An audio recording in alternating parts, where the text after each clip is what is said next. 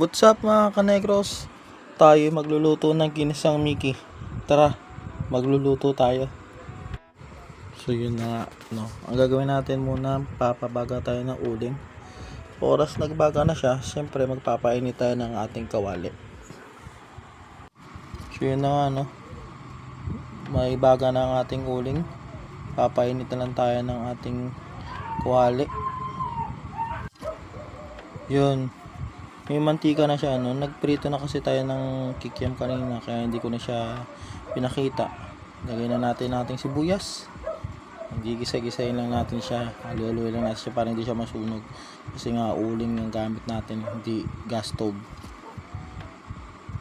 Sunod natin, nilalagay natin ang ating bawang. Yan. Pag yung bawang natin medyo yung luto na siya, hindi hindi naman sunog, brown lang. Kasi pag sunog, mapait na siya, no? Sunod natin na ilalagay natin ang ating hiniwang kikiam, no? Yung kikiam natin kasi 25 pesos ang bili natin yan, pero hindi natin nilahat.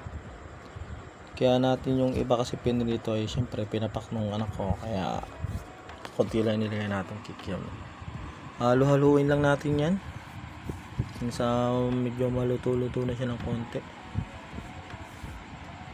Tapos mamaya pag naluto na siya, susunod natin ating gulay. Ayan, marami yung gulay natin pero 30 pesos lang yan kasi meron na dito nabibili sa palengke na hiwa-hiwa na. Siote, carrots, tsaka cabbage po yan, no. Okay, loloy lang natin siya hanggang sa magisa ng konti sa bawang sibuyas tsaka doon sa kikiam na nilagyan natin. Magalo lang ang lasa. Tapos mamaya lalagyan natin siya ng timpla. Yan, nilagyan na natin siya ng toyo, no, para medyo may timpla lang. Wala kasi tayong oyster, no. So haluhaluin lang natin yan hanggang sa mag-blend lang sa lahat ng gulay na nilagay natin hanggang sa mismong kikiam, no. Yung may nalaglag pa, hindi mo inaasahan yung malaglag na yun, no. Kasi maliit lang kasi ang ating kawali, tapos sobrang dami ng gulay. Sa pansit kasi masarap talaga pag maraming gulay. Pampahaba ng buhay talaga pag maraming gulay. So susunod naman natin, lalagyan naman natin siya ng tubig.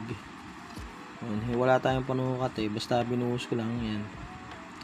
Sa siyempre pampalambot din ng gulay kasi pag walang tubig hindi lalambot yung gulay natin. Yan, so tatakpan muna natin siya hanggang sa kumulo.